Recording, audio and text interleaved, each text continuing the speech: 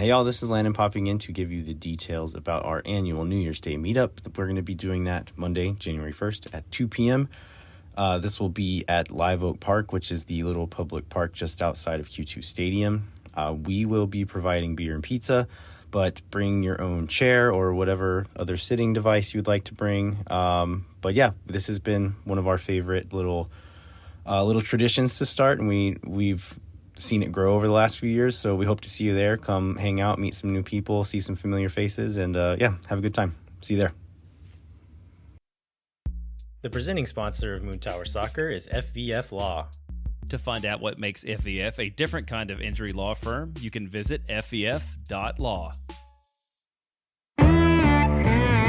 Hello friends, thanks for listening to Moon Tower Soccer. This week we are on vacation. We recorded this not today. Is today Christmas Day when this is coming out? Not today, right? Okay. But we are going to play for you one of our, I speak for both of us when I say one of my favorite interviews that we've ever done. This was not on the Moon Tower Soccer feed. This is back when we were running the Austin Anthem podcast. This is in the fledgling days of what would become Austin FC and the Austin FC fan community. And so it is an interview with Adam and Marty Butler from Butler Bros, which is the design firm that did all of the branding for Austin FC. It was really cool. This is like back in the days when all of this was new. All of it was secretive. We weren't sure up until not long before this interview that this was even going to happen, right? And so to have them come on and have this chat and share kind of the journey of creating this logo and all this design for the team was really, really cool. Plus, they're just like awesome dudes and really fun to talk to. Jeremiah, before folks hear this, what are some of the things, like listening back? I hadn't listened to it in a long time. I don't think you had either. What are some of the things that kind of stood out to you listening back on this? I guess before we get into substantive content, one thing I want to say is like, I was really afraid that this is going to be really, really bad because this is pretty early in sort of our days as podcast makers. And I don't know if it speaks to the fact that we're like decent from the start or the fact that we haven't grown at all. But like the interview this is May 2020. I believe. So the interview is better than I thought it was going to be. Two, did we decide if we're going to like play the story of my kids and their game they invented as part of the show? Yeah, some of the banter bit at the beginning was pretty entertaining. Maybe we'll throw that at the end. We'll say that. Sickos. Yeah, we'll say that for the end. If you really want to hear like when my kids were 10 and 8 were kind of awful, what they did, like that is part of the show. Like as far as the substance goes, this is going to be this has been a constant theme throughout this club and the marketing when it's at its best is when they talk about how both the Butler team and representatives of Austin FC like could have gone for like the most basic Austin, like Armadillo, Stevie Ray Vaughan, Willie Nelson sort of like style and voice for this brand. And I think even Adam Butler talks about how all the other professional teams in the state of Texas have like Stars and Cowboys and like these really, really traditional Texas themes, and how they didn't want to do that. And they really wanted to be inclusive and really wanted to develop a brand that was for all of Austin, no matter where you grew up or where you came from.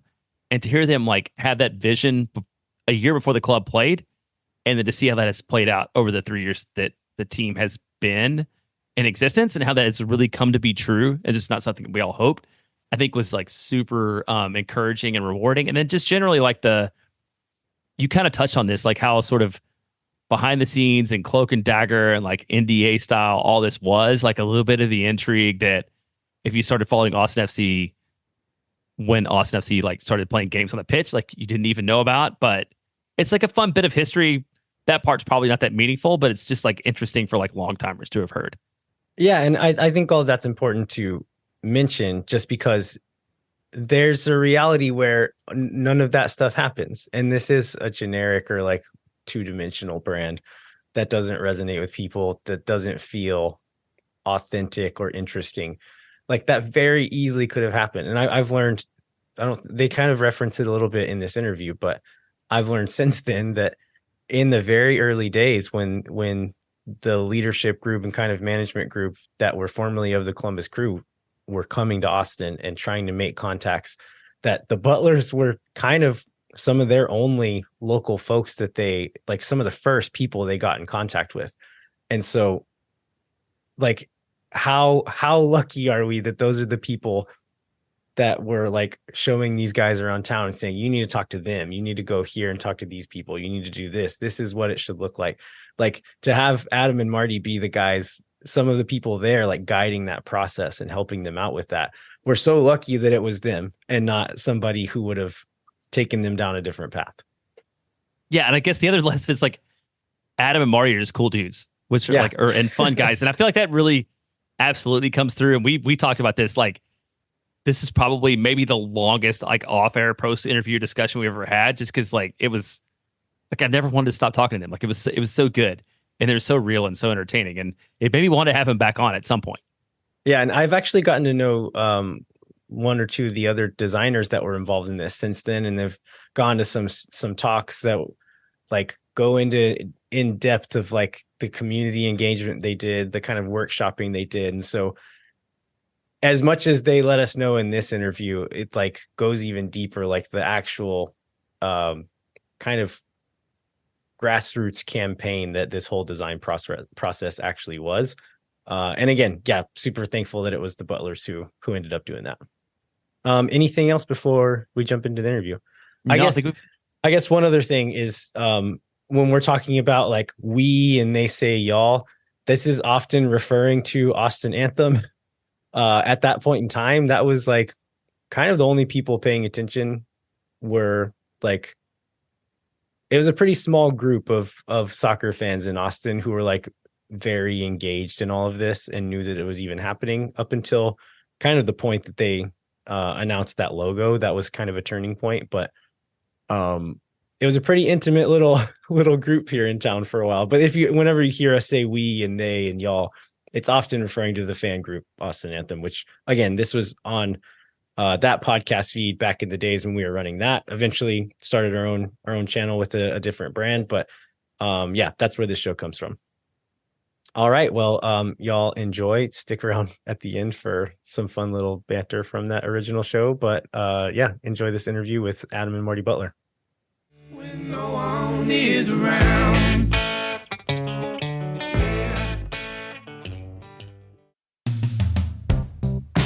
Moontower Soccer is brought to you by our friends at FEF Law, the official injury lawyers of Austin FC. FEF is a different kind of personal injury law firm dedicated to community, transparency, and client education.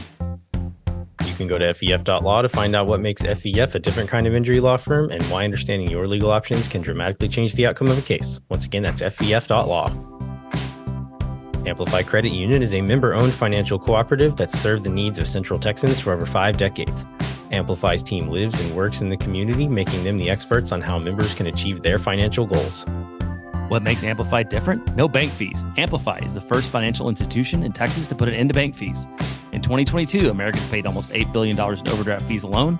Millennials pay an average of $336 a year in bank fees, which, look, y'all, it's time for Christmas. So you put a lot, you get a loved one something that they want and something they will appreciate more than, like, paying some awful bank fees. You pay none of those with Amplify Credit Union. Amplify membership is open to any Texas resident. Learn to trust your bank again at Amplify Credit Union. To learn more, go to www.goamplify.com/moontower. Our premier sponsor, McGuire Woods Consulting, helps companies and nonprofits navigate the political process at the Texas Capitol, at the city and national level. And I told Landon this before, and I don't want it to be weird, but I heard some, like, McGuire Woods people talking about lobby strategy, sitting outside drinking a beer on Saturday. They seem really serious about it, like they wanted to help their clients. So good for those guys. With offices across the country and in 10 MLS cities, including Austin, Houston, and Dallas, McGuire Woods Consulting is solidly verde and black. Learn more about our friends at McGuire Woods Consulting at mwcllc.com.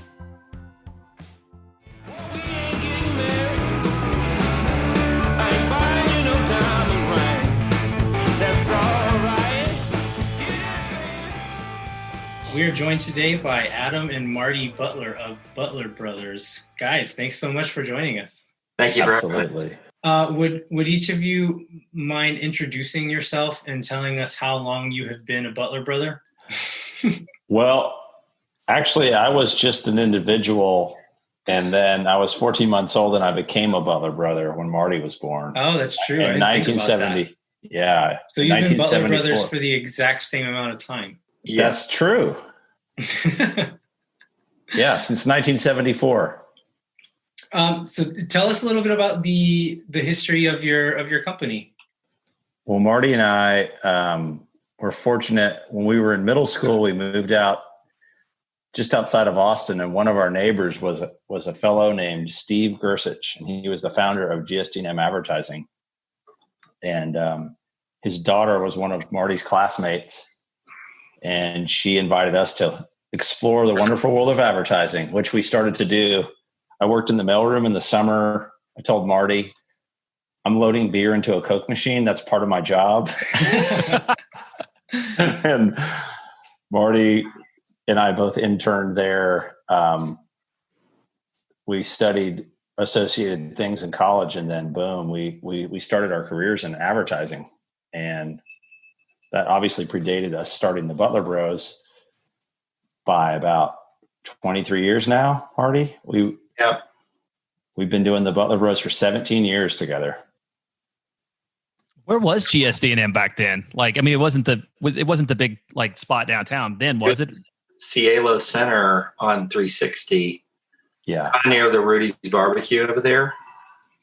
And it was totally isolated and suburban in Westlake. And we would all drive to lunch, like down to South Austin and go to like Olive Garden. Like a big group of creatives would literally get stoned and drive to Olive Garden and like eat breadsticks and all you can eat salad and then go back to work. It's the old Austin staple, Olive Garden. Yes. Yeah, Olive Garden. A famous Austin brand. That's a classic. Is that they used to have like wine on the honor system, right? Did they used to have like a jug of wine on the table? And it was it during that time? I love that place. Yes. And the budget, like the bottomless salad and breadsticks and all that was good for a young ad guy food budget for sure. $5 lunch. Yeah. So we started the Butler Bros in 2002, and we kind of started to slowly make the pivot from advertising generalist to brand development firm. And early days we worked with Livestrong, right when the Lance stuff was going insane, which was really fun. We worked with Rudy's Barbecue, actually, the original owners, Creed Ford and Lynn Ford. And Marty, who else did we work with in the early days? One of our biggest clients was a tobacco control client. They were called Legacy at the time. They're famous for the Truth campaign.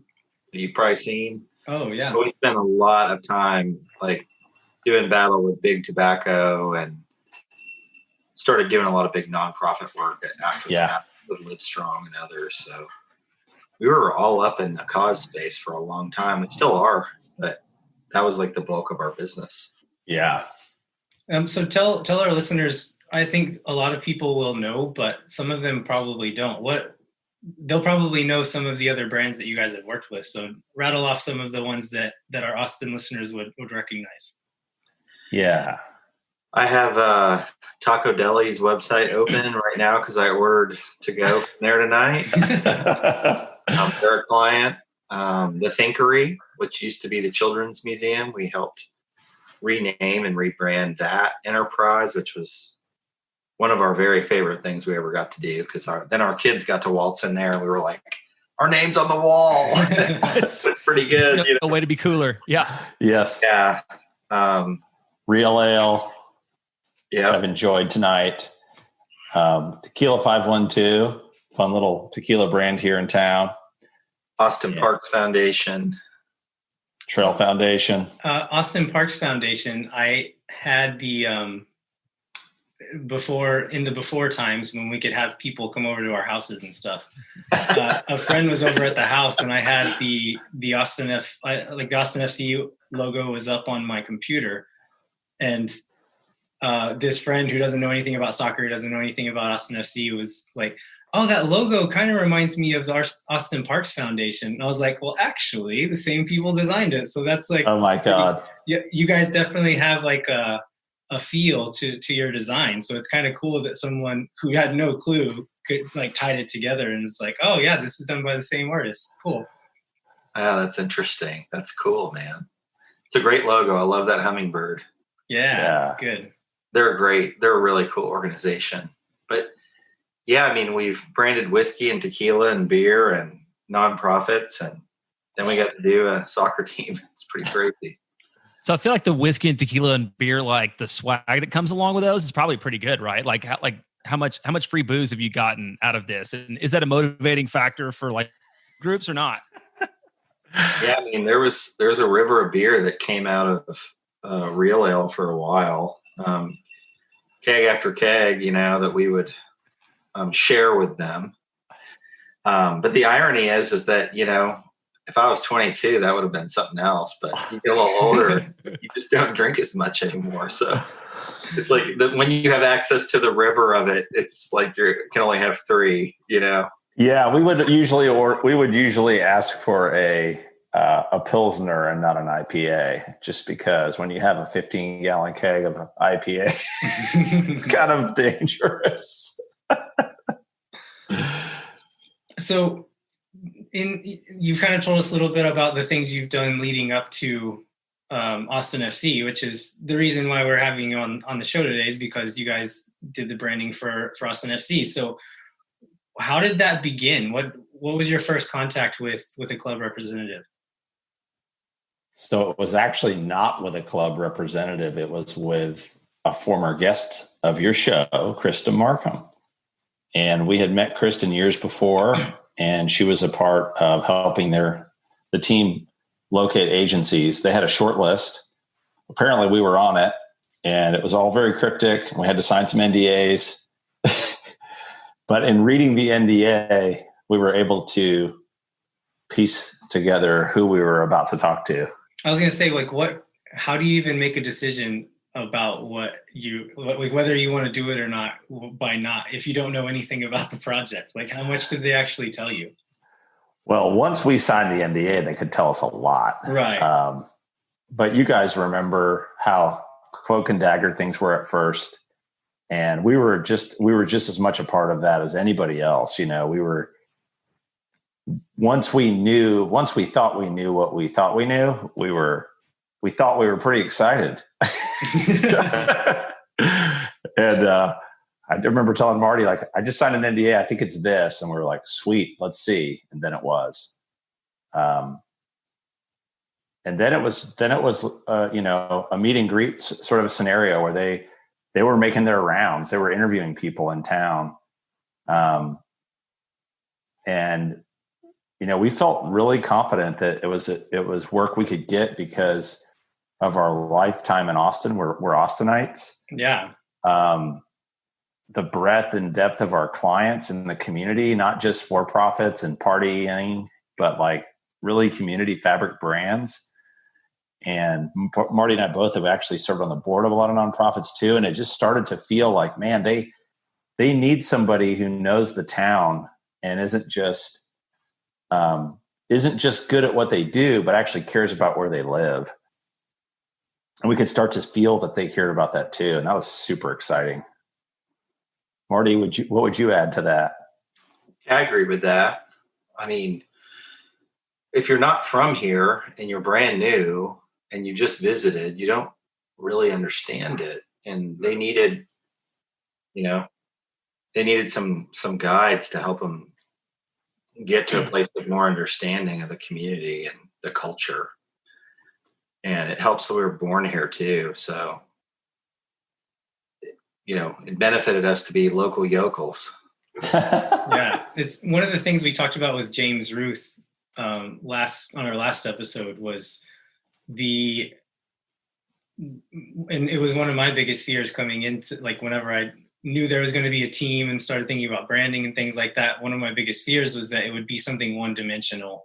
And you've seen this marketing all over Austin where it's like a guitar, but that's it. They haven't thought anything deeper than just that. Like, oh, it's a music city, cool, we'll put a guitar on it, and that makes it Austin. But it's very transparent. You see through that pretty quickly that they didn't think about it very much. And so, whenever I found out that it was you guys doing it, I think I've mentioned this on the phone before. Adam and I used to be neighbors before I knew what you did for work or if Austin is, So listeners, Adam just turned his computer camera out his window and is pointing it at my old house, and I can see my old house there. A little village. How's the yard? Is the yard? It just got mowed. It just got mowed, and we created a small COVID golf course in that yard, which the new neighbor is as cool as Landon. That's good. And Ashley were to us then, so it's all good. Yeah, we lived on that street for a year, and we've been gone for more than a year, and still go back and hang out with people on that street. And that's how I met Marty as well. I think some celebration that was happening on the street and got to meet Marty as well. But I found out that it was you guys, and by that point I knew your body of work and was excited about that. I was like, okay, they got these people who know Austin, understand Austin, to build this brand, and it's not going to be this one-dimensional thing. It's going to have something else to it. I was equally excited. It's like, oh, hey, my neighbor designed this thing, so that's really cool. But let's talk about what the journey to that logo was. I'm sure there were a lot of different iterations and dead ends that you guys went down that ended up leading to this. So tell us a little bit about that journey. Well, one thing just to say at the start was that, and you kind of hit on it a little bit, Landon, with this idea of not being one note. It's not that the ownership group and the management group didn't know like those tropes of Austin, and that they were fascinated by them as well, because they're fascinating tropes, but they're tropes. But one thing they said was, we want something that can be for all of Austin. They had the secret code name of the thing when we signed all the NDAs was Project Bat. And at first, Marty and I thought it was just like, oh, that's just their way of like making it about our bats, or Mexican free-tailed bats. But it actually was an acronym, Be Austin's Team. And so they had this real strong notion of, it has to be something that everyone can relate to. And that was a covenant that we created coming out of our original, what we call our Blitz, where we get everyone together and we really envision the future. And so I think it's worth saying at the outset that we were always thinking of every icon or concept, like could everyone that lives in Austin, from every corner of our city, from every age, every culture, like rep this thing? And that became like a really interesting rubric, right? Of course, it was a crazy journey. Marty can talk about some of the some of that too. But that was just a great framework, right? Like that was a great aspiration for the brand. Yeah. I mean, we certainly, we created identities that someday we'll get to share and talk about. We've stayed in touch with the club about that. And I think they're of the mind, like we can't share that stuff until like the team is established, and right. It feels too early, because then people are like, oh, look at that one. Because we had a really A+ team of creatives on the job. We brought in a group of extras and had our staff, and really blew it out from a design and creativity standpoint. We kind of spared no hour and worked overtime on it for a long time to get it right. And it, it's important for us to like recognize that Anthony had his finger on it with this whole big tent idea, rather than being like niche, and we agreed with it, but he really wanted something that had that broad appeal, that could feel inclusive. And if you really think about it, like if you went too far down into like alt country music roots or Willie or something like that. Like to all of us, like to me, that's the center of the universe. But if you go to Southeast Austin and started asking about Willie, I mean, some people might just be like, who's that? You know? Yeah. But everybody has trees in their yards. And not everybody, but the oak tree exists in every quadrant of the city, and all the way up north, all the way down south and west and east. So it started to feel like something that was big enough and ancient enough too, to really grasp onto. And then it just became like, once we were focused on that as an icon,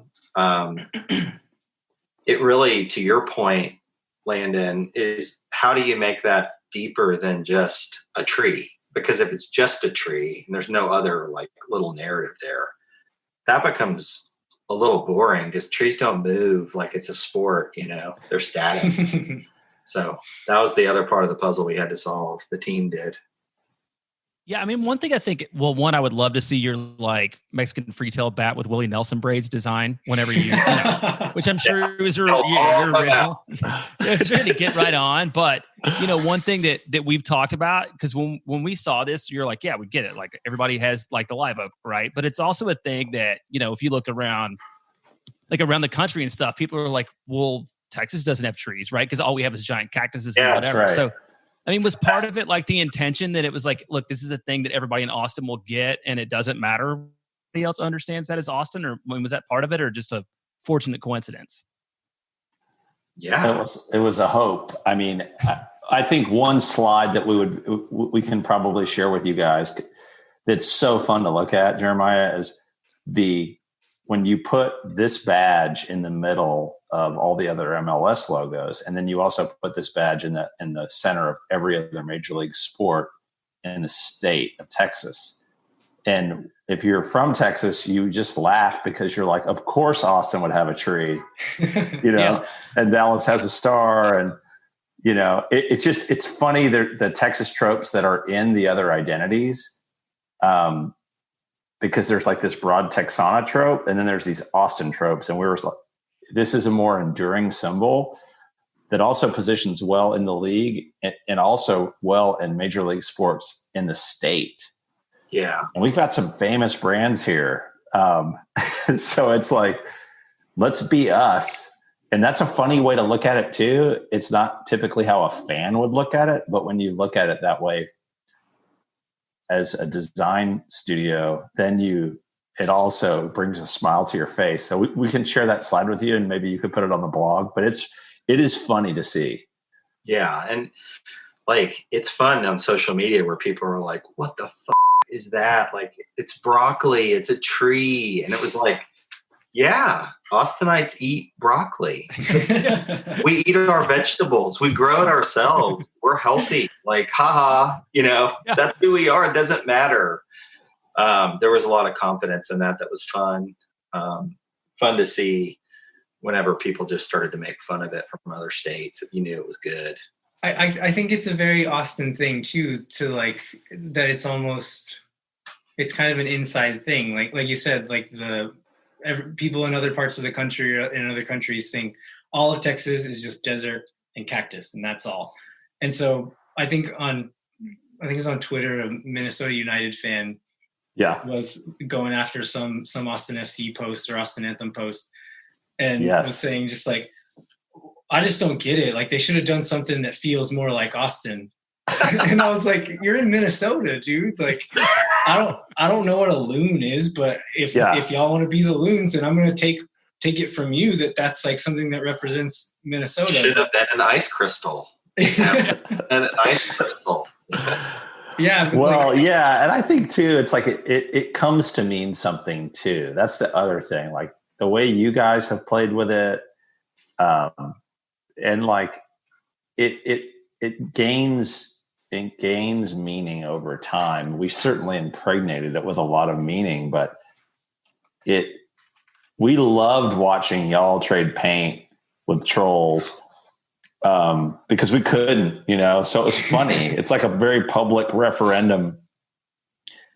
But at the end of the day, like Marty said, it's a symbol that can represent our city proudly. Like we're a brand new major league team, but Treaty Oak's 500 years old. You know, it's older than our city's charter. Yeah. So like we're anchoring in and rooting into something deep and old with the aspiration of becoming old and deep. Like that was the aspiration too. It's like talking about winning championships and being relevant on a global stage in the decades to come. Of course, that sounds like crazy talk to people, but that's that kind of vision. You never get there unless you articulate the vision. And the ownership group and Andy, the people we worked with out of the gate, they never blinked when they were saying things like that. And they did it in Columbus. They started winning. Yeah. So, that whole tree thread in terms of like there are 500-year-old oak trees in Austin.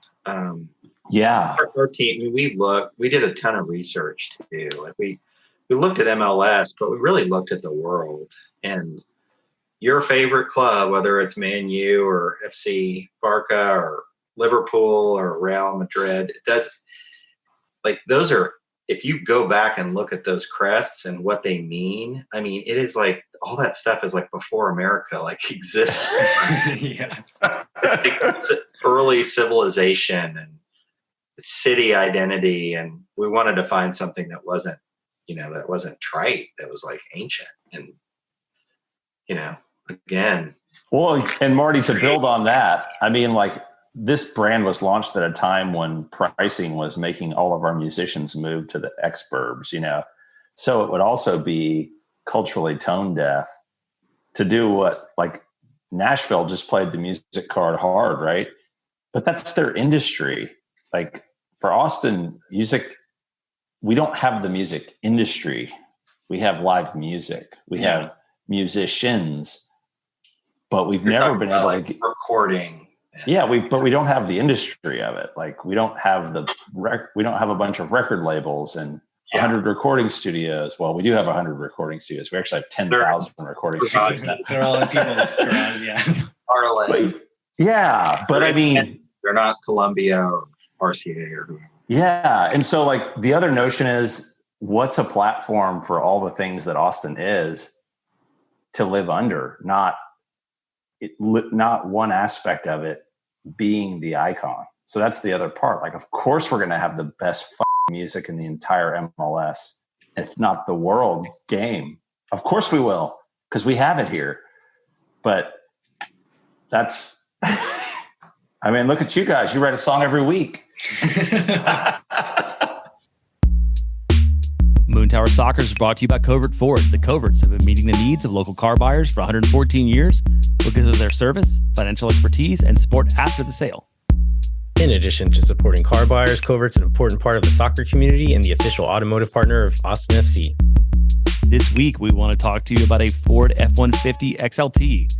You can get it for 2.9% APR for 72 months, plus no payment for 90 days. This is stock number 2231529. Advertised price is $44,648. With MSRP, dealer discounts, and rebates, you can get this again for 2.9% APR for 72 months and no payment for 90 days. See dealer and website for complete details. If you're in the market for a new or used vehicle, be sure to check out covertford.com. Moon Tower Soccer is brought to you by Sage Wilson Realty. The team is made up of Austin experts who are client-focused and have over 30 years of combined real estate experience. If you or someone you know are in need of Sage real estate advice in Austin, talk to our friends at Sage Wilson Realty. Be sure to check them out online at sagewilson.com.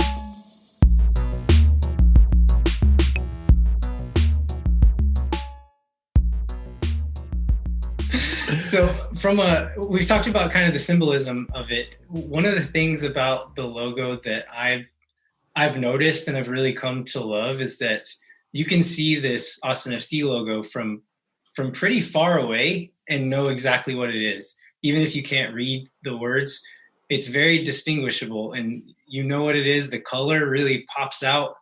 I really like that part of it. And then, I just like that Inter Miami is one that came out not super far apart from when y'all released this one.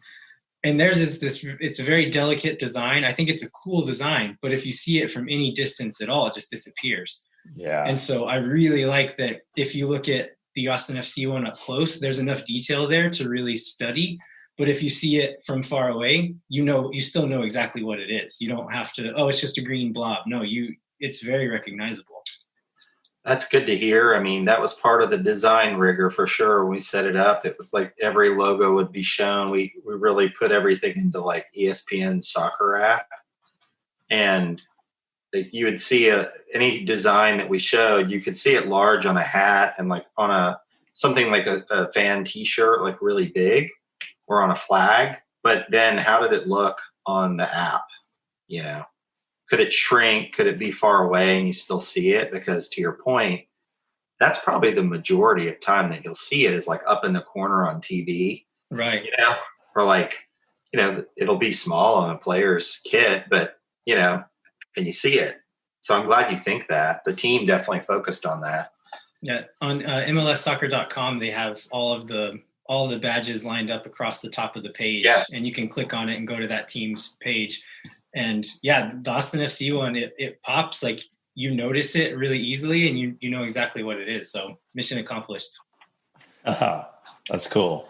So you guys mentioned some of our design, all of which is done by Mr. Ryan Riggins, which you guys have connections to him as well. We reached out to him and asked if he had any questions that we wanted to ask as well. And so let's see if we can work in some of Ryan's questions. Wait, Awesome. I mean, and they're super design nerdy, by the way, but it's fine. So before we do that, I have one question that actually ties back to like seeing it from far away. It's like the first time I saw somebody in Austin FC hat that I didn't personally know. Like I was super excited because like it's just gone like outside of just our small group. I mean, how's that feel for y'all? Right? Like when you're all like, oh, that thing that everybody is wearing that like McConaughey has on LAFC, like that's a thing we did. Like, I mean, maybe it's not unique for y'all because you do design work all the time, but that would be super cool for me. Like how do y'all feel about that?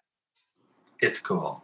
It's you know, it's one thing to like see like a big corporate nonprofit brand that you did. That's cool too.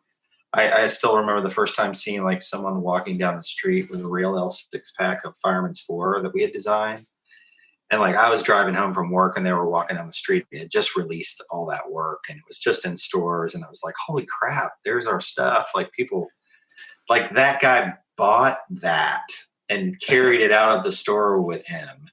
And then I was just in Big Bend for spring break before the lockdown. And I saw an Austin FC sticker on a van. Up in the basin parking lot. It was down by a river. Yeah, it was awesome. You know, we get phone calls from people or texts and pictures from airports where someone's like, look at this guy with the shirt on in Germany or whatever. It's different when it's a sports team and it's something that people want to wear. It's very different. It's cool. Yeah, and as James Ruth mentioned on the last episode, that this is a lot of the other, you guys have worked with these national brands, but they're representing themselves. This is something that's going to represent this city, and it's your city. And so like a lot of these other brands represent Austin within Austin. Right. Uh, This is something that's going to represent Austin to the rest of the country and to the rest of the world. Good To a point. certain extent. So That's what I would totally build on that, Landon, because I think that to me is the biggest point of pride is that we got to do something for our hometown that the world will consume. And that's insane.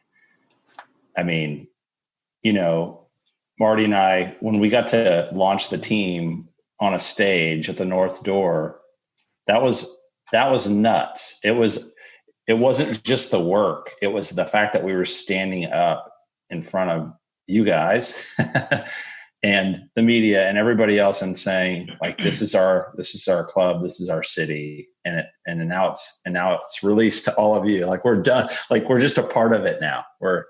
We still get to make things for the club. But the fact is the way people build culture around it is way bigger than us and it's alive. And that's really cool.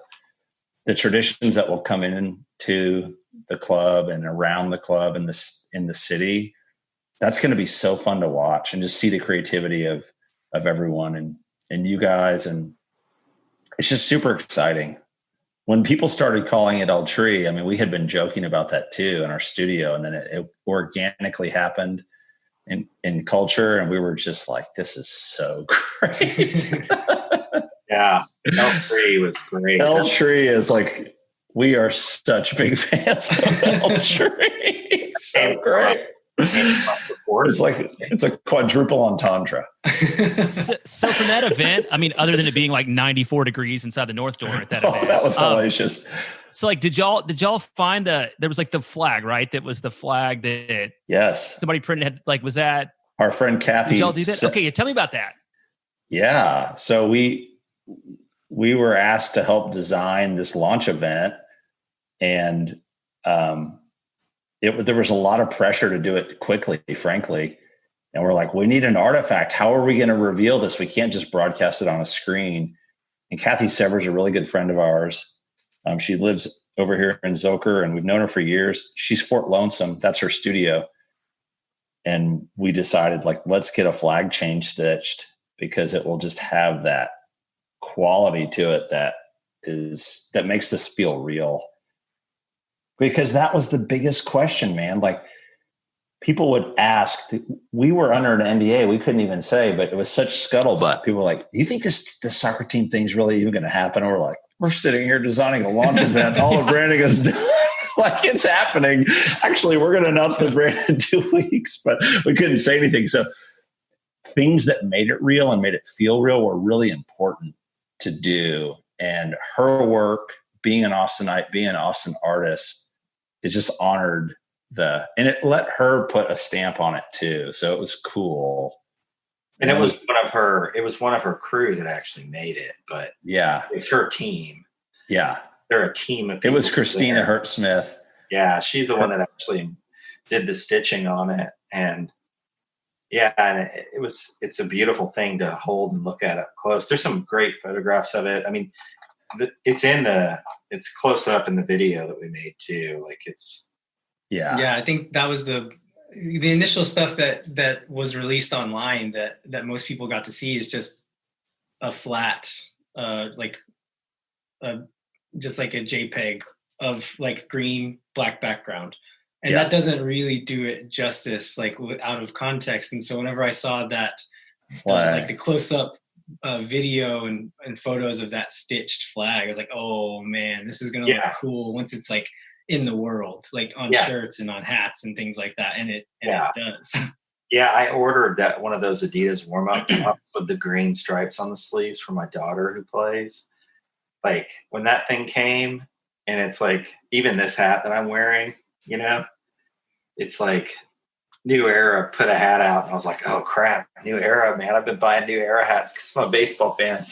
I'm gonna get that New Era cap with the raised, it's like a raised logo on it, you know, just more production value. It's ripping to see it like get fabricated into dimensional stuff. It's so fun to watch that process happen. And this is something that may not be suitable for air, but Adidas really worked with the club. And let's just say that Adidas went a long way to make Bright Verde real. Yeah. A long way. Yeah. Right. And that and that when our kids hit the field, Adidas is on our team. Awesome. The Verde will be bright. Yeah, sending Pantone chips and colorways and stuff to Adidas was pretty crazy too. Andy Lockney shows up at our office, I don't know, 6 months after everything launches with a backpack full of jerseys, and is like, this many never happened. And he just spreads, showing us how it all hit the shirts, just spreads it out, all the stuff. And it was so fun because, like, imagining players in the kit, it's just, it's insane. And Andy's a great guy too. Andy was so involved in every aspect of it, and so it was like the voice of reason, translating things from Anthony. He really just is such a steady hand. He never got flustered because we would really push back on him at certain times and let him have it. Not too much, but like, oh, come on, Andy. And he just, God, he's so important to this. He's so great with his humor. He knows how to like that. He's the anchor man for sure. But yeah, we were on a happy hour with him not too long ago, and we were like the jersey thing. We asked him like, "Well, Andy, do you think the jersey would be like blah blah blah?" And he's like, "I know exactly what it looks like, and I don't know how to." Like, and I can't answer your question. Like, I can't speculate, right? Because I can't. He's feel trapped. Like he's the master of like, I can't tell you.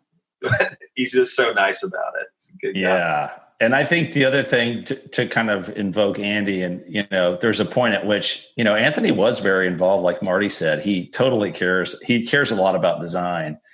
And, if you play a game of telephone with anyone on design, it sucks. So there was a point in the process where Anthony was trying to get something across. And we said, just tell him to come to the studio. Like, we're tired of playing phone tag. And I think we were actually in an airport in New York City when we had this conversation with Anthony, traveling back from a client meeting. And like the next week, Anthony comes strolling in with his hands in his pockets to our studio by himself and starts geeking out. He pulls his phone out and he starts swiping through stuff that he likes. And really, he waited a while to do this. He thought he didn't want to screw the process up, but he had a lot of thoughts. And when he finally let it all out, it really helped because he had a lot of nuances that were personal. And when he told us that, it helped us. And it made us feel like a team, which was really important because that's how we work. We're not trying to beat anybody down. We're trying to make the best thing for the most people. And when he did that, it was like, hey, Anthony. And then it's like, okay, bye. Then he left and we didn't see him again until like the announcement event. But it was awesome we talked to him a bunch of times, but we didn't hang with him. And so that was great.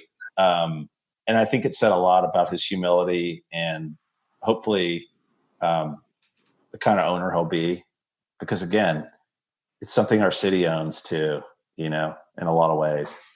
So we're rooting for him and his family and Andy and all the folks that work at the organization too. Quinn. Clark. Yeah, man. There's so many good people. Quinn. Did you say Quinn, Marty? Yeah, Chris Quinn. Do you guys still have a working relationship with the club, or is y'all's work finished? Recently, we started working with the club. Collaborate with them. James, we've been talking to James. When James got hired, which has only been like 6 weeks now, we said, hey, we'd love to share the journey behind the scenes with him. And we built a presentation and we really took him through the thought process, the twists and turns. We wanted to give him as much context as possible. And he really responded well to that. And he's a super collaborative guy. His background is awesome in MLS. He's at the forefront of the digital side of the entire league too. And so it's super cool talking to a guy who is just really receptive and wants to collaborate. And, the thing is, like, teams, the public may think it's all big bucks, and there's certainly big numbers get thrown around. But at the end of the day, it's an organization that's not that big, especially right now, pre-players. And it's a small organization. So when you work with them, you're working with, you work, it's like working with a small company. It's not like working with a giant corporation at all. So every person adds an extreme amount of value if they're the right person for the club. And it's pretty flat too. So it's been fun getting to know James the last few weeks, and we're working on some stuff, and our team is really excited to be back in the saddle and do stuff. We're all very excited about what James is going to do. So I'm glad you guys are working with him. Yeah. So speaking of working with the whole organization, have you guys had any interactions with McConaughey? We've had several interactions with McConaughey over the years. McConaughey did the voiceover for the new Children's Museum launch, The Thinker. Okay, cool. It's on our site. You can watch it.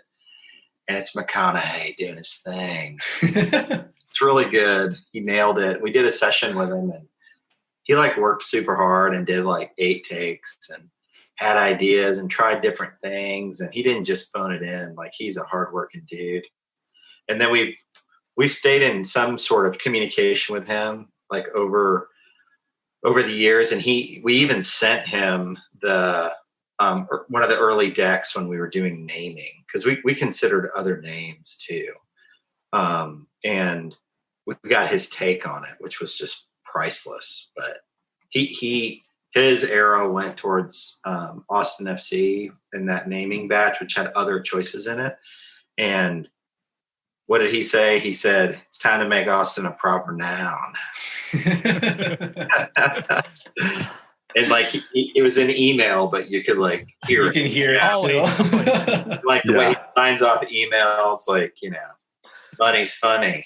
That's it. Like, every time it was different. So we haven't talked to him about, since he's joined up, we haven't connected with him on it, but I'm sure we will someday. He's just a really smart dude and cares a lot. So hopefully we can collaborate with him at some point. He's super creative, and I know he's super collaborative also. So we'd love to work with him. Hey, Landon. Yeah. Like, we need to not make Riggins mad. Can we? Yeah, let's ask one Riggins question. Look, Riggins, we love the grackle. I'm wearing it. I'm petting it right now. Yeah. He's been Ryan, waiting for like 20 minutes to let us get to the Riggins question. Adam is wearing your hat right now, Ryan. Signed by you've you. already answered most of them. Okay. He wanted to ask about the brand launch event. I think we've already answered them all. So sorry, Ryan, but just Ryan Riggins deserves credit for some of these questions that we didn't ask. Well, also, just to give the grackle a shout out. I mean, we love the grackle. We respect the grackle. Actually, we went down the grackle road for a while, and one of the things that we learned about the grackle, which Riggins might not even know, is that the great-tailed grackle was kept by Aztec kings, and part of the reason why we have grackles here now is because of that. And this is according to ornithology websites. This can all be refuted later, but it's really cool to think about that. Like, the grackle had this really amazing history coming up from Central America and Mexico to here, which is also a big part of our club, is to be able to have that bridge. And it's so cool that the grackle has that. Yeah. And so that was a deep cut on the grackle. I love it. The day that Marty, but this is the sad side of this, the day that Marty went to go light a candle in front of Treaty Oak and was on his pilgrimage doing research on Treaty Oak, and saw the young oak that was planted underneath the old oak to help it grow, which is where these two trees intertwining comes from in the badge. That young tree is the club, the old tree is the city, and they work together. Marty also saw a dead grackle that morning. Yeah, I mean, I was at a UT baseball game with our other brother Bill and his buddy Trent. We were watching the game, and I told him, how have been, because everyone would always ask that knew, like, what's up with the team and what are y'all doing? And I just said, we're just talking a lot about trees. And he's a really smart guy, this Trent guy. And he said, there's this podcast you need to listen to. It's called This is Criminal. And there's this episode called Perfect Specimen, and it's about the treaty oak poisoning, like the in-depth story, not like the story I knew as a kid, which was like somebody poisoned the tree and we dropped off some soup cans at the tree and said a prayer for it. Is what I remember as a kid. But this was the in-depth story of how crazy it was and how the state and city responded and how the city arborist planted that other tree underneath it to save it. And Ross Perot. Yeah, like Ross Perot wrote a blank check and said, "Fix that tree, boy." And it was like, it's an amazing story, and that the whole symbiosis of oaks and the sharing of the root system, it was like we all listened to it, and I ran up there one morning like on on a Saturday at like 6 a.m. And I walked up to it. And as I was walking up down the sidewalk, there was a dead grackle on the sidewalk. I have a picture of it. I can send it to you. And walked around this little rock wall, and there's the 2 trees. You know, it was like a total trip, like a literal. It was a message. Psilocybin journey. The message was Austin Anthem needs the grackle. You take the tree. Let's do this. I love it. I think that's a good spot to end. Do you have anything else, Jeremiah? No, I can't. We've reached a productive end of this conversation. Yeah. All right. Thank you so much, Adam and Marty Thank Butler, you guys for joining us today. This has been fantastic. Hey, thanks for everything you guys do. And we look forward to following your lead on match day and just being a part of your community too. And I think we need new memberships to Austin Anthem. So thanks for everything y'all do and how you show up in the community. You guys represent so beautifully, and it's super cool. Yeah. Amen to that. Well, hey, thanks for letting us do it. Thanks for designing a kick-ass logo we can follow. Yeah, let's do it, man. Yeah. See y'all out there. Go ahead, y'all. When no one is around.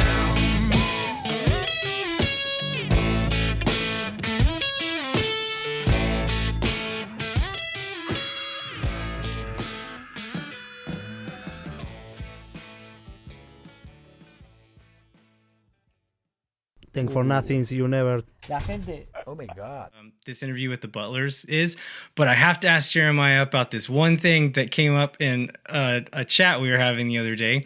Your boys invented a game, and I really need to hear more about it, Jeremiah. Tell me some more about it. Yeah, so those of you that don't know, I have 2 boys. They're 10 and 8, and they invented a game called Wiener Kick, which is very simple. You could probably guess what they do, but just take turns kicking each other in the wiener. That's kind of what. Was there any defense strategy, or was it like one for one? It's just wide open. All right, until one of them falls over. That's how it goes. That's what this time has brought us all to. So, what do you feel like your chances are for having grandchildren at this point? Not good. They're not strong at all.